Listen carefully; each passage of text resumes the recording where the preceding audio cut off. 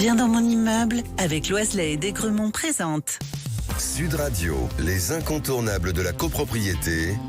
Thomas Binet, Philippe David. Bonsoir Thomas Binet avec notre consultant Philippe Loiselet, patron de Loiselet et Desgremont. Vous allez nous parler de quelque chose qui s'impose de plus en plus, les bornes électriques dans les copropriétés. Eh bien absolument Philippe, nous allons nous intéresser à un sujet hautement d'actualité, l'installation d'une borne de recharge pour véhicules électriques. Alors on va commencer avec un acronyme un peu particulier. Justement, mon cher Philippe, c'est quoi cet acronyme ? Ben oui, le nom officiel d'une borne de recharge, c'est installation de recharge pour véhicules électriques ou IRVE.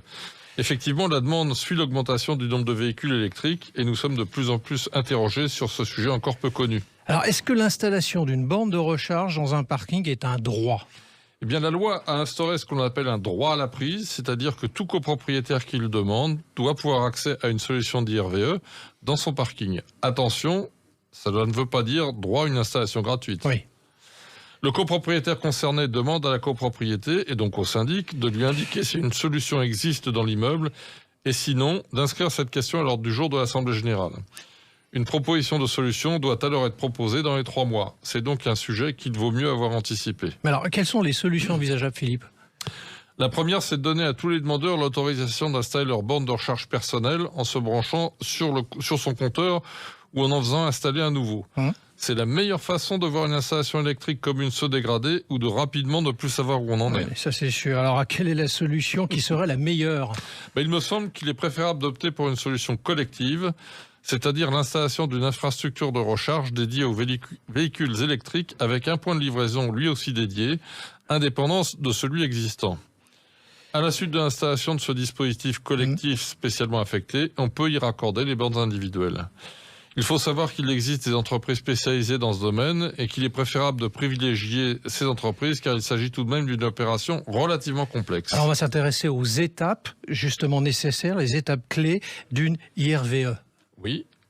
Eh bien, une fois que le copropriétaire a invoqué son droit à la prise, on peut synthétiser l'opération en 6 étapes. Premièrement, inscription à l'ordre du jour de l'Assemblée générale, détail des travaux, choix de l'opérateur, budget, financement. Deuxième, en Assemblée générale, choix de l'une des solutions proposées, à la majorité simple lorsque c'est sans frais pour la copropriété, et s'il y a des frais, c'est la majorité absolue, c'est-à-dire 50% plus une des voix de la copropriété. Alors quelles sont les autres étapes ?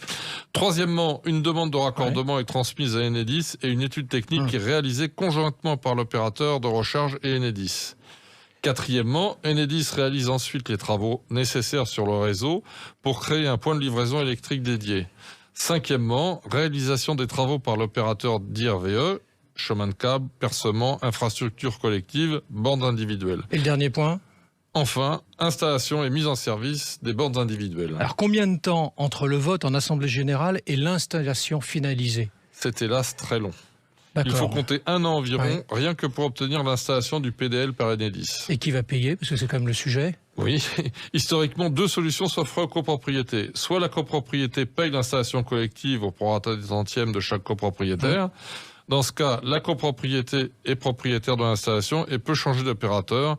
Et le coût d'utilisation des bornes reste modique. Ou alors l'infrastructure est financée par un opérateur, sans coût pour la copropriété, mais avec une installation qui ne lui appartient pas. Le changement d'opérateur n'est alors plus possible et le coût d'utilisation des bornes est significativement plus élevé. Depuis plus d'1 an, une nouvelle solution est apparue, très avantageuse me semble-t-il pour les copropriétés. Cette solution développée par l'opérateur Watt permet la prise en charge de l'installation par la Caisse des dépôts. Cela permet à la copropriété de devenir propriétaire de son installation gratuitement et c'est un vrai avantage. Alors ça veut dire que le copropriétaire n'a plus rien à payer ? C'est gratuit pour lui, Philippe ? Uniquement l'installation et l'achat de sa borne individuelle qu'il peut choisir selon ses besoins parmi une sélection variée proposée par les opérateurs. Il paye également évidemment ses consommations au réel et son abonnement pour la maintenance et la supervision de son équipement. Alors on va s'intéresser quand même aux subventions. Est-ce qu'il existe des subventions pour la partie privative de l'installation ? Oui, pour la partie privative comme pour l'infrastructure collective de recharge, le programme Advenir permet de bénéficier d'une prime de 960 € qui hélas passe à 600 € au 1er janvier 2024. pour l'installation d'une borne individuelle de recharge en résidentiel collectif. Et les acquéreurs de bornes domiciliées en France bénéficient également d'un crédit d'impôt de 300 € par système de recharge, sans condition de revenu. Merci à vous deux. On se retrouve vendredi prochain pour un autre numéro d'Oser Investir, les incontournables de la copropriété. Et on vous retrouve dimanche 9h45 pour Oser Investir l'hebdo dans la matinale week-end. Sud Radio, les incontournables de la copropriété. Thomas Binet, Philippe Avec David. Loiselet et Desgremont, bien dans mon immeuble.